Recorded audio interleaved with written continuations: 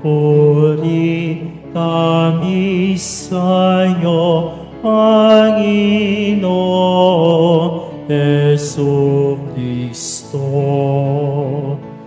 Nagpupuri kami sa'yo, Panginoong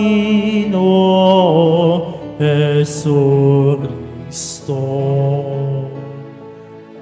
Na sinabi na kong mahal, kasalanan ay talikdan, pagsuway ay pagsisihan, maghahari ng ubusan ng buong Diyos na may kapal. Nagpupuri kami sa'yo, Panginoong Jesucristo.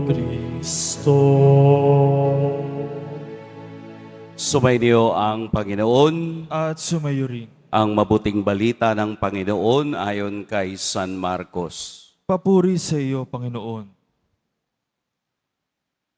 Noong panahong iyon, lumapit ang isa sa mga eskriba kay Jesus at tinanong siya, "Alin pong utos ang pinakamahalaga?" Sumagot si Jesus, "Ito ang pinakamahalagang utos. Pakinggan mo, Israel, ang Panginoon ang ating Diyos, siya lamang ang Panginoon. Ibigin mo ang Panginoon mong Diyos ng buong puso, ng buong kaluluwa, ng buong pag-iisip at ng buong lakas. Ito naman ang pangalawa, ibigin mo ang iyong kapwa gaya ng iyong sarili. Wala nang ibang utos na hihigit pa sa mga ito." "Tama po, Guro," wika ng eskriba. "Totoo ang sinabi ninyo. Iisa ang Diyos at wala nang iba liban sa Kanya.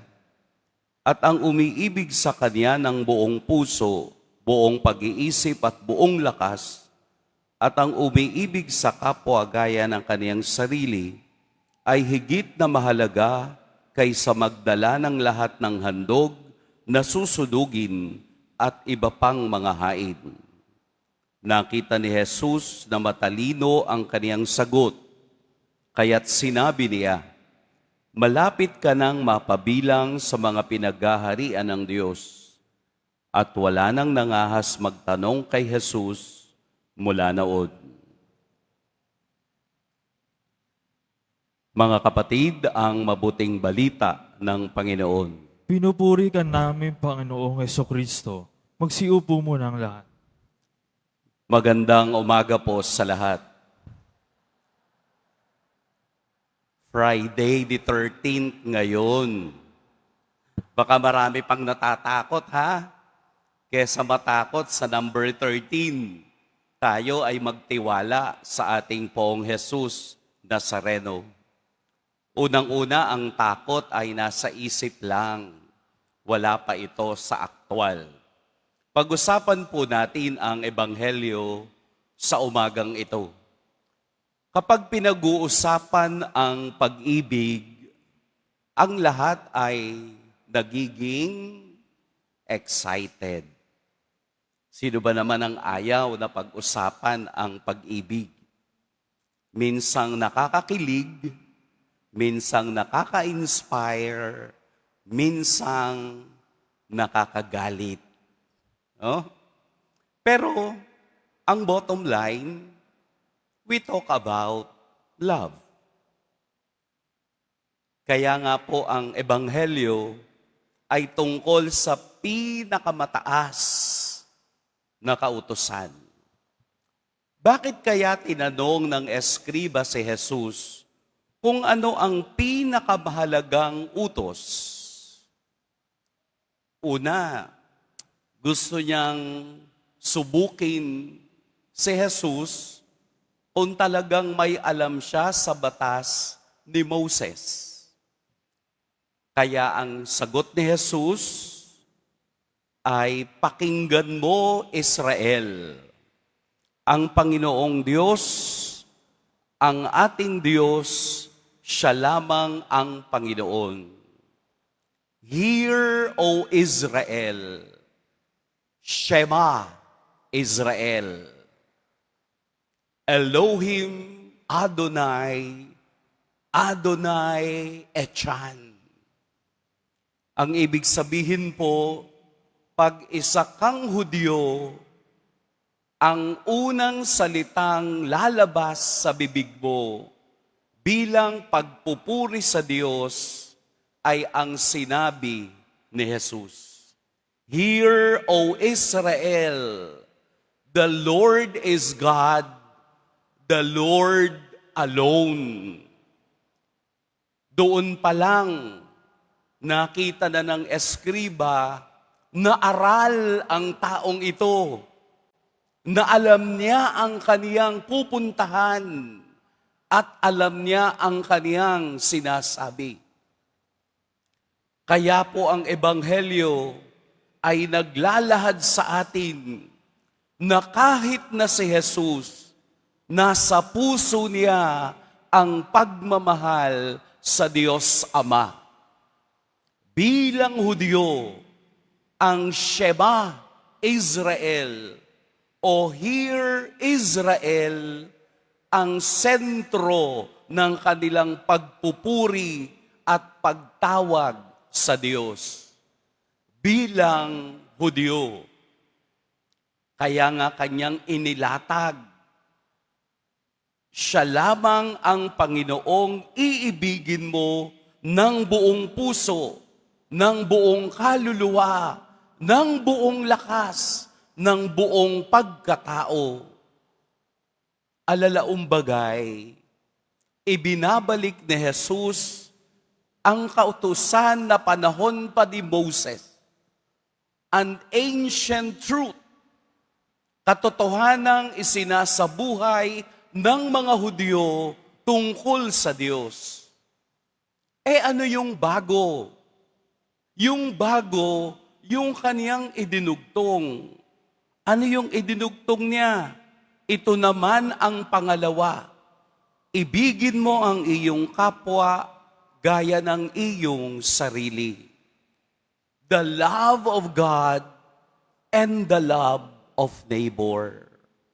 The vertical and the horizontal sign completes the love that Jesus had shown us.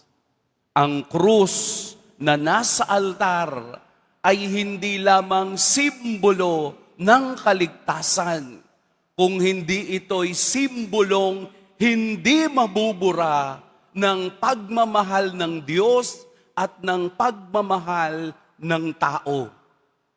Kaya tayo'y binibigyan ni Jesus ng bagong utos. Dahil madaling sabihin, mahal ko ang Diyos. Madaling sabihin, iniibig ko ang Diyos. Kahit nasa isip natin, kaya natin niyang sabihin, kaya natin niyang ilagay sa ating kaisipan. Pero ang ikalawa, hindi pwedeng nasa isip lang. Kailangan ng ikalaway nasa galaw. Dahil hindi pwedeng isipin mong mahal ko ang aking kapwa kapag wala kang ginagawa sa kanya.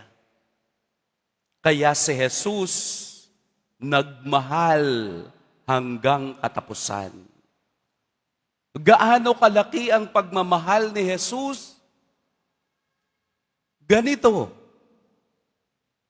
namatay sa krus na ang kaniyang kamay ay bukas para sa lahat.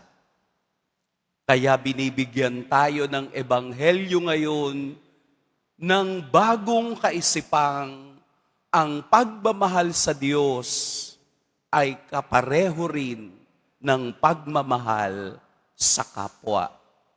Hindi po pwedeng compartmentalized. Anong ibig sabihin ng compartmentalized?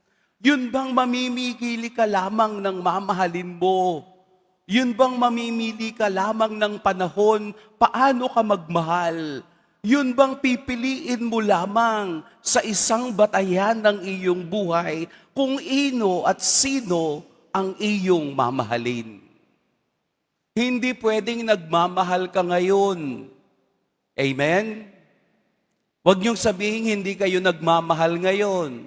Nagmamahal kayo sa Diyos, kay Poong Jesus Nazareno. Kaya kayo nandito. Tama? Pero galit kayo sa akin. Hindi pwede yun. Dapat magkasama. Nagmamahal ka ngayon kasi nandito ka. Mamaya pag uwi mo sa bahay, magmumura ka na. Kasi ang init na ng ulo mo. Hindi pwedeng compartmentalized. Hindi pwedeng putol-putol. Dahil iiwanan tayo ng dalawang bagay ng Ebanghelyo ngayon. Ano yun? Living and loving. Living and loving. Madaling mabuhay nang nagmamahal sa Diyos. Pero yung magmahal nang nabubuhay, yun yung mahirap. Dahil doon tayo sinusubukan, doon tayo palaging dinadala ng Diyos sa katotohanan. Dahil ang buhay na hindi nagmamahal sa kapwa o sa iba ay hindi totoong nagmamahal sa Diyos. Kailangan ba nating umpisahan sa Shema, Israel? Hindi. Kasi hindi naman tayo Hudyo. Saan nag-uumpisa ang ating panalangin? Sa ngalan ng Ama at ng Anak at ng Espiritu Santo. Ang bagay na kanilang ginagalawan ay bagay ng pag-ibig. Ganun na lamang ang pagmamahal ng Ama. Kaya't ipinadala niya ang kanyang kaisa-isang anak upang ang lahat ay magkaroon ng buhay na walang hanggan. At ganun na lamang ang pagmamahal ni Jesus sa kanyang alagad na iiwanan. Kaya ang pangako niya ay, hintayin ninyo ang Espiritong mang-aaliw. Hintayin ninyo ang Espiritong nagbibigay ng lakas at inspirasyon sa lahat. Dahil ang pag-ibig ay umiikot sa tama. Hindi ka nagmamahal ng mga bagay na mali. Bagkus magmamahal ka dahil tumatama sa puso mo ang mga salita ni Kristo. I love you po. Mag-iingat po kayo ngayong araw. Pagpalain tayo ng Poong May Kapal.